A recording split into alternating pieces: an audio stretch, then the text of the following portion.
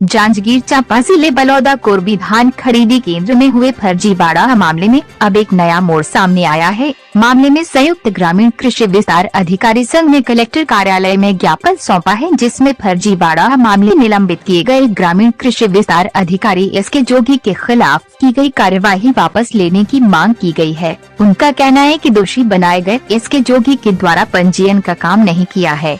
ये कार्य तहसील कार्यालय से हुआ है। आपको जांजगीर जिले में कोरबी करके ग्राम है, वहाँ पर फर्जी धान खरीदी के संबंध में जो एक शिकायत जिला प्रशासन को प्राप्त हुई थी, उस पर जो हम लोगों ने चार अधिकारी की एसडीएम की अध्यक्षता में यानी डीआरसीएस और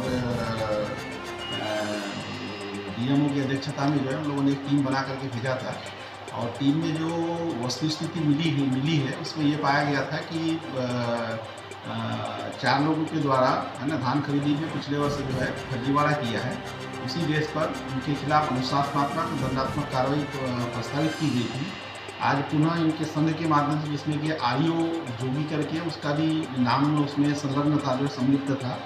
आज आरईओ ग्रामीण कृषि विस्तार अधिकारी के संघ के द्वारा एक ज्ञापन दिया गया है, यानी कि वह बेगुनाह है और उसको जबरदस्ती फंसाया गया है। इस संबंध में पुनः एक बार जांच करके जो जांच पड़ताल की जाएगी और जो वस्तुस्थिति सामने आएगी उसी के अनुरूप कार्रवाई की जाएगी। आए थे कि अभी परसों जो हमारे शशिकांत जोगी जी हैं, शशिकांत जोगी, उनका निलंबन और एफआईआर दर्ज कराया गया है धान खरीदी गड़बड़ी के कारण।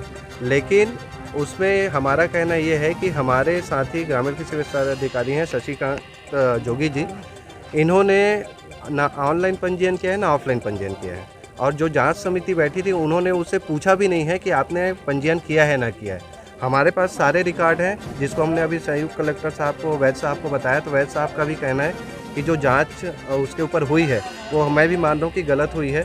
तो हमारा कहना है कि अगर 3 दिवस में इनका जांच सही ढंग से नहीं होता और जो एफआईआर उनके ऊपर किया गया है, निलंबन जो किया गया, अगर 3 दिवस के भीतर अगर नहीं होता है तो समस्त ग्रामीण कृषि विस्तार अधिकारी संघ आंदोलन के लिए बाध्य होगा, क्योंकि गलत तरीके से इनको निलंबित और एफआईआर दर्ज किया गया है। हम जो है आज कलेक्टर साहब को ज्ञापन सौंपने गए थे और हम ये मुद्दा जो है पिछले साल की धान खरीदी का है, जिसमें गलत तरीके से धान खरीदी किया गया था और आरोपी हमारे कृषि विभाग के श्री शशिकांत जोगी को बनाया गया है, जबकि उसके द्वारा किसी प्रकार के ऑनलाइन पंजीयन नहीं किया गया है, न ही पोर्टल में इंदराज किया गया है, न ही ऑफलाइन किया गया है।